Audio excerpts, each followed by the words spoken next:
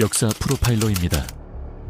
오늘 우리가 파헤칠 역사의 콜드케이스는 조선 역사상 가장 잔혹한 권력 찬탈의 마침표이자 가장 치밀하게 설계된 정치적 타살, 바로 어린 왕 단종의 죽음입니다. 많은 이들이 이 사건을 권력의 눈을 피해 벌어진 은밀한 암살로 오해하곤 합니다. 하지만 남겨진 기록들을 교차 검증해보면 진실은 전혀 다릅니다. 이 사건은 철저히 국가의 사법 시스템과 관료 조직을 동원하여 합법을 가장해 생명을 끊어버린 완벽한 사법 살인이자 공식적인 처형이었습니다. 1457년 10월 단종 보기를 꾀했던 금성대군 영모 사건이 발각된 직후 세조의 책상 위로는 상왕 단종의 목을 칠하는 백관들의 사형 청원서가 산더미처럼 쌓였습니다. 우리는 오늘 이 핏빛 소용돌이 속에서 가장 핵심적인 역할을 수행했던 두 명의 공범, 설계자 한명회와 승인자 신숙주의 심리적 궤적을 쫓아가 보려 합니다. 정사인 조선왕조실록에 기록된 아주 건조한 살인 청구와 전리품 분배의 기록, 그리고 야사에 투영된 민중의 거대한 분노를 범죄 심리학의 렌즈로 해부해 보겠습니다.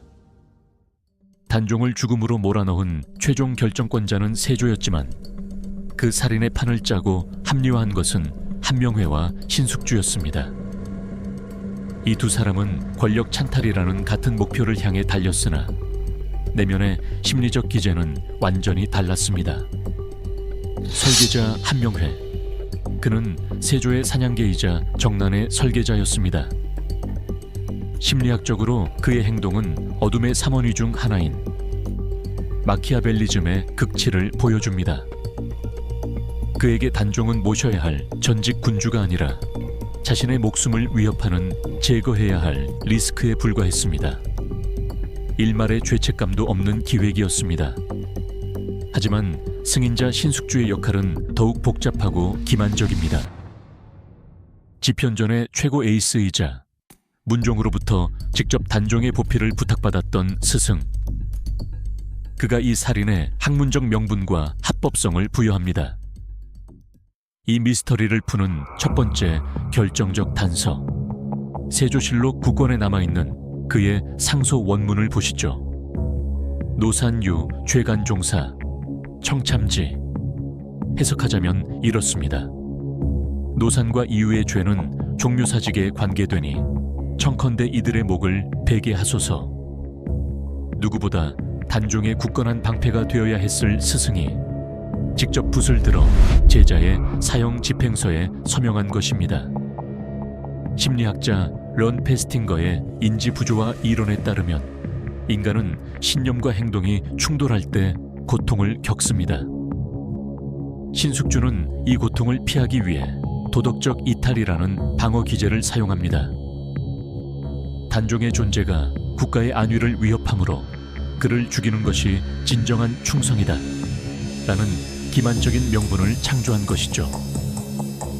이 차가운 합리화가 그를 냉혹한 사형 승인자로 만들었습니다.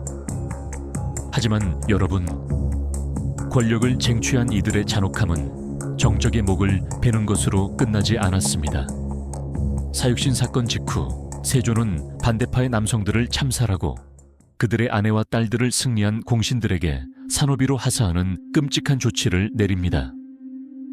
이때 신숙주와 한명회가 받은 전리품, 즉 여인들의 명단은 실록에 너무나도 소름 끼치게 기록되어 있습니다. 우의정 신숙주, 조왕유채호 소사급기녀 최면매. 우의정 신숙주에게는 처형된 조왕유의 처와 그 딸 최면의 누이를 노비로 준다. 그리고 동부승지 한명회에게는 권자신의 처 박중림의 처와 딸들을 노비로 줍니다. 어제까지 조정에서 함께 학문을 논하던 동료들의 고귀한 아내와 어린 딸들을 하루아침에 내 집 마당을 쓸고 수청을 드는 종으로 거느리는 행위. 그들은 왜 이토록 잔인했을까요? 범죄 심리학적으로 이는 철저한 비인간화이자 극단적인 지배 욕구의 발현입니다. 적의 가족을 소유물로 전락시킴으로써 패배자의 인격과 가문 전체를 심리적으로 완전하게 말살하는 쾌감을 얻은 것입니다. 평생을 유교적 예법 속에 살아온 사대부 여성들에게 이는 육체적 죽음보다 더 끔찍한 사회적, 심리적 참수였습니다. 여기서 우리는 가장 핵심적인 미스터리와 마주하게 됩니다. 실제로 피해 숙청을 주도한 것은 한명회였습니다. 그런데 왜 유독 신숙주가 당대 민중들의 그토록 끔찍한 혐오의 대상이 되고 범인으로 지목되었을까요? 심지어 민중들은 신숙주를 악마화하기 위해 충격적인 야사를 창조해냅니다. 구한말 문헌 한사경의 기록입니다. 신숙주 욕득송 시위비 세조불어 명의정업원 니이보지. 신숙주가 송씨를 노비로 얻고자 하였으나 세조가 허락하지 않고 정업원의 비구니로 명하여 그녀를 보호하였다. 동료의 가족도 모자라 옛 주군의 아내마저 첩으로 달라고 요구했다는 이 파렴치한 기록. 이 야사는 권력투쟁을 순식간에 탐욕스러운 신하의 치정살인극으로 변모시킵니다. 하지만 역사적 팩트는 다릅니다. 실록 어디에도 신숙주가 여색을 탐했다는 기록은 없습니다. 대중은 왜 없는 팩트까지 만들어가며 신숙주에게 저주를 퍼부었을까요? 여기에는 대중심리학의 핵심 기제가 작동합니다. 첫째, 기대 위반 이론입니다. 대중은 원래 야수였던 한명회에게는 도덕성을 기대하지 않았습니다. 하지만 신숙주는 문종이 죽어가며 어린 세자를 지켜달라고 고명을 남겼던 정신적 수호자였습니다.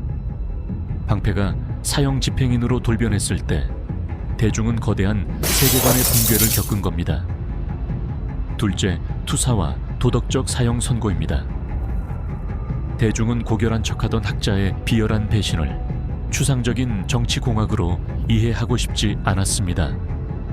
그래서 인간의 가장 지저분한 욕망인 세욕을 투사한 것입니다. 그는 치밀한 정치인이 아니라 단지 여사에게 눈이 멀어 주군을 판 더러운 성범죄자일 뿐이다. 칼을 쥔 권력자들을 처벌할 수 없었던 힘없는 백성들이 스스로 배심원이자 판사가 되어 신숙주에게 내린 영구적인 심리적 사형 선고였던 것입니다. 저는 이 사건을 이렇게 프로파일링 해보고자 합니다. 단종의 죽음은 한명회가 치밀하게 설계하고 신숙주가 학문적 명분으로 승인했으며 세조가 국가 권력으로 집행한 완벽한 합작 사법 살인이었다. 그리고 그 과정에서 핍박받는 정순왕후의 애달픈 모습과 신숙주의 냉혹한 배신이 대중의 뇌리에 투영되어 결국 신숙주가 정순왕후를 차지하기 위해 무리하게 단종을 죽였다는 야사의 가짜 뉴스를 만들어냈다. 하지만 이러한 프로파일링에도 맹점이 존재합니다. 바로 정사와 야사가 지닌 증거 능력의 한계입니다. 권력자들이 쓴 정사의 이면에는 그들의 차가운 승리를 인정하지 않았던 민중의 뜨거운 야사가 존재합니다. 실록이 승자의 차가운 변명이라면 야사는 시대의 트라우마가 남긴 뼈저린 심리 부검의 결과물일 것입니다. 그래서 최종 판단은 배심원인 여러분에게 맡겨보려 합니다. 신숙주는 권력의 안정을 위해 제자를 사지로 몰아넣고 그 부인을 차지하려 했던 파렴치범이었을까요? 아니면 굳건했던 방패의 변절을 용서하지 못한 민중의 잔혹한 복수극, 그 희생양이었을까요? 그 시대의 시면을 들여다보는 판단과 상상은 오직 현대의 배심원인 여러분의 몫입니다. 여러분의 프로파일링 결과를 댓글로 자유롭게 남겨주시기 바랍니다. 그런데 여러분, 여기서 끝이 아닙니다. 단종이 세조와 한명회 그리고 신숙주의 치밀한 합작으로 희생되었다는 사실은 명백하지만 놀랍게도 그가 정확히 어떤 방식으로 최후를 맞이했는지는 각종 사서마다 기록이 완전히 엇갈립니다. 최근 극장가에서 큰 화제를 모으고 있는 영화 왕과 사는 남자 보셨습니까? 이 영화 역시 단종의 마지막 순간을 기존 사서의 기록과는 조금 다른 파격적이고 새로운 시각의 결말로 그려내어 대중의 뜨거운 관심과 호기심을 자극했죠. 그렇다면 과연 역사적 진실은 무엇일까요? 단종은 사약을 마셨을까요? 누군가의 손에 교살당했을까요? 아니면 실록의 공식 기록처럼 스스로 목숨을 끊은 것일까요? 굳게 닫힌 밀실 안에서 벌어진 그날의 진짜 사망 원인. 다음 시간에는 바로 이 미스터리한 단종의 죽음, 그 마지막 순간을 집중적으로 프로파일링 해보겠습니다. 주식회사 프로파일러 심리분석연구소는 여러분의 소중한 후원으로 운영됩니다. 아래의 계좌로 후원해 주시면 더욱 깊이 있는 역사 프로파일링과 콘텐츠로 보답하겠습니다. 여러분의 따뜻한 성원과 후원에 깊이 감사드립니다. 지금까지 역사 프로파일러였습니다.